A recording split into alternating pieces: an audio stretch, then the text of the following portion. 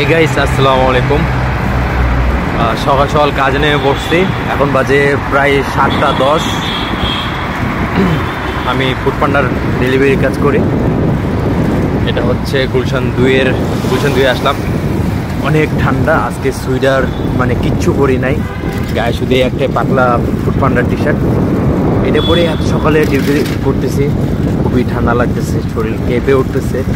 জানি না কালকে সকালে গলা ব্যথা শুরু হয়ে যায় কিনা, খুবই টেনশনে পড়ে গেলাম। কারণ আমি এভাবে প্রতিদিন ডিউটি করি, সুইডার পরে ডিউটি করি, কিন্তু সুইডার পরে ডিউটি শুরু করেই একটু পরে এমন গরম লেগে যায়, মানে খুবই বিরক্ত লাগে গরমে।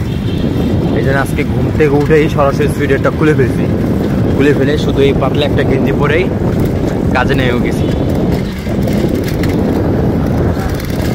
কাজে নেমে পড়ছি, সাইকেল চালাই দিচ্ছি, রাইড করতেছি।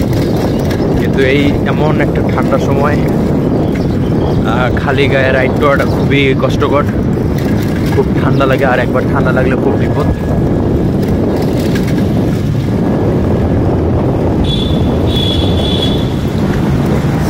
এই জন্য খুব টেনশনে পড়ে গেলাম, জানি না কালকে গলা ব্যথা শুরু হয়ে যায় কিনা। কারণ গত 15 দিন আগে আমার প্রচণ্ড গলা ব্যথা ছিল, জ্বর ছিল, এই ঠান্ডা লাগানোর কারণে। প্রায় আমি 4-5 দিন অসুস্থ ছিলাম। তো ওই অসুস্থের ভিতরেও কাজ করছি। আমি চলে আসছি এখন গুলশান 2 পার হয়ে বাড়িধারার দিকে যাচ্ছি। এই হচ্ছে গুলশান থানা।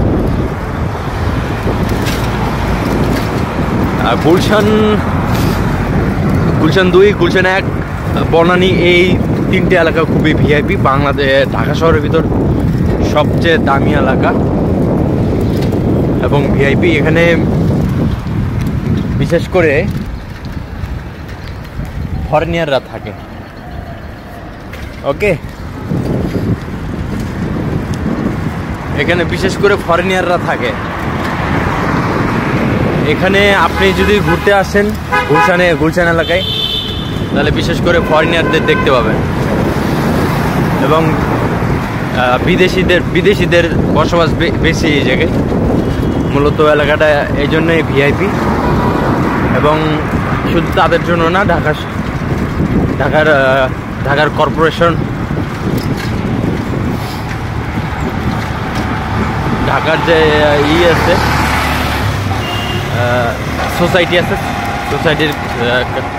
সোসাইটির থেকে এই 3টে এলাকা এমনিতেই আগের থেকে ভিআইপি এবং পরিষ্কারভাবে রাখা হয়। সোসাইটির থেকে সবসময় পরিষ্কার পরিচ্ছন্ন ব্যবস্থা করে রাখা হয়, যার কারণে সব এলাকার থেকে এই এলাকাটা সবসময় ভিআইপি এবং পরিষ্কার এবং মানে চকচকে দেখা যায় আর কি, অল টাইম। তো আমি পাসিং হচ্ছে, আর পিছনে গাড়ি আছে, বাইক আছে, পিছনে কার আছে। কারটাকে ক্রস করে আমি সামনের দিকে যাইতেছি। এই হচ্ছে বাড়িতে এলাকায় ঢুকতেছি। খুব মূলত পরিষ্কার এবং ভালো ভিআইপি লাগে আমার কাছে। তো আমার আজকের ভিডিওটা এ পর্যন্তই। সবাই ভালো থাকবেন। সবাইকে কনকনে শীতের সকালের শুভেচ্ছা, গুড মর্নিং। যারা এখনো ঘুম থেকে ওঠেন নাই, কম্বলটা গা থেকে সরায় ফেলে দিয়ে উঠে যান। উঠেই নেমে পড়ুন পুকুরের পানিতে। সুন্দর একটা ফিলিংস আসবে, ভালো লাগবে, শরীরের সব রোগ দূর হয়ে যাবে।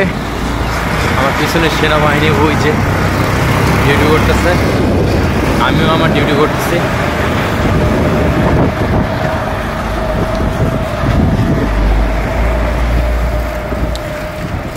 সো বাই বাই, আল্লাহ হাফেজ।